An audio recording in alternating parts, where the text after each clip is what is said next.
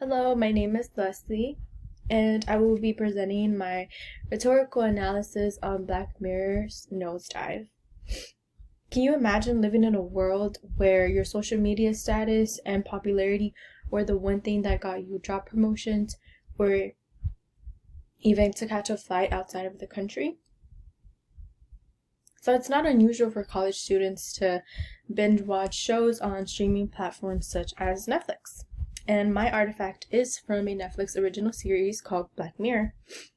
The specific episode I chose for rhetorical analysis is called Nosedive. I remember watching this show a few years back and thinking that it was very interesting, but this specific episode really catched my attention, and it became one of my favorite episodes out of the entire series. Besides that, I chose this artifact because Nosedive provides an interesting perspective on social and socioeconomic identities, as well as gender norms. So today I will be explaining my rhetorical analysis of Nosedive by going over a brief description of artifact and its methodology, some of its key aspects of analysis, and its implications.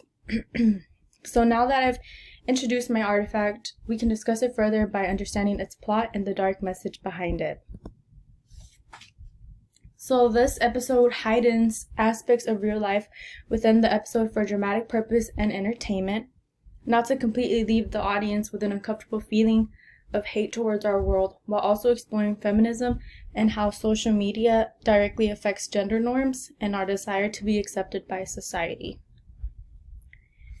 So, Lacey, Pound, who is played by Bryce Dallas Howard, lives in an interesting version of America, where every small interaction is ranked by the people involved in an app that syncs with augmented reality contact lenses. So when you look at someone, you can also see their ranking and their profiles, and this just means that their reality has changed into this pastel-colored nightmare of passive-aggressive cheeriness as people try to outnice each other and raise their ratings.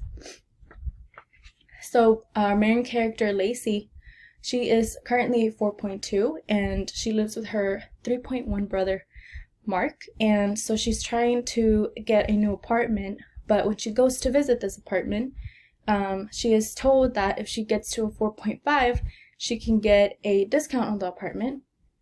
And when she realizes that, she does everything she can to get to a 4.5. And so she gets invited to this wedding, one of her friend's weddings, and her friend is like a 4.8, almost a 5.0 rating. Perfect. And so she tries to use this opportunity to obviously get to a 4.5, but it all goes downhill from that. So the methodology of this specific artifact is feminism. According to Merriam-Webster Dictionary.com, feminism is the political, economic, and social equality of the sexes. Nosedive provides a perfect view of how women can fall victim to the societal pressures that are placed upon women concerning social media. So women are expected to abide by society's expectations, and when Lacey acts out, she is punished by being put in jail and stripped of her special contacts. Feminism is also about respecting diverse women's experiences, identities, knowledge, and strengths, and to empower other women. So now that we've talked about Nosedive and how it displays an interesting aspect of femininity and gender expectations, let's move on to discuss some key aspects of analysis. The episode presents plenty of aspects that represent gender norms and femininity. So according to PlannedParenthood.org, gender roles in society means how we're expected to act, speak, dress, groom, and conduct ourselves based upon our assigned sex. So this brings us to the extreme gender regressive notions which are portrayed by the color theme of the episode.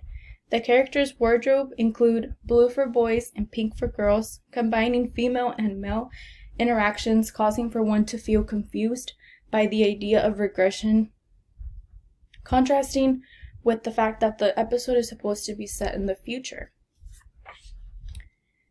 It can also be analyzed that the light and bland colors provide a feeling of peace, calmness, and tranquility that covers up the genuine happiness of these characters. It can be concluded that the society in which Lacey lives in will punish each other if they don't dress according to their gender or act according to their gender. Another point of analyzation includes the ways in which men use the platform is rarely explored.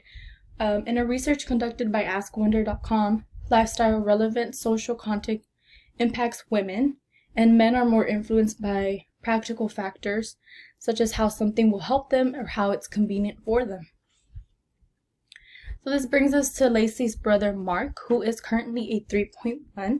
He is not as self-obsessed as Lacey, and of course we see Lacey throughout the entire episode being very self-obsessed and only cares about her self-image.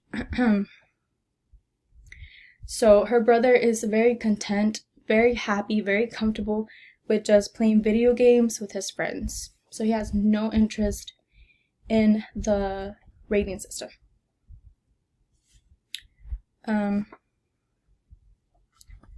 So after this analyzation, it can be inferred that men are not impacted by social media and their social media images as highly as women. So another aspect to analyze is that the episode is presented through the eyes of a young woman.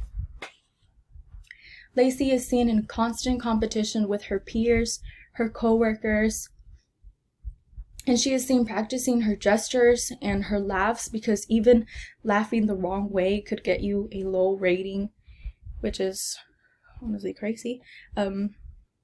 This serves to show the degree to which these social media services reflect, reinforce, and often exaggerate gender expectations in the real world. A very interesting aspect of this episode is the fact that Lacey's femininity is a key aspect of her image in the social media system. And finally, it can be argued that Black Mirror's view of social media in connection to gender is telling of how social media is prevalent to women's lives, and that the image expectations it communicates are reflective of various socially defined concepts such as body standards, the concept of being ladylike, and other norms that are damaging to the female identity.